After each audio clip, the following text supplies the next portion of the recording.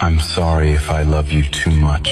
Umbabare nimba ngukunda cyane cyangwa se bikaba bigaragara nkaho bikabije. Just trying to give you the love I never got. Ndi kugerageza kuguha urukundo nanjye ntigeze ntunga. Too strong or seem overwhelming. Niba ari igeze bikomeje bigasa naho bidasanzwe.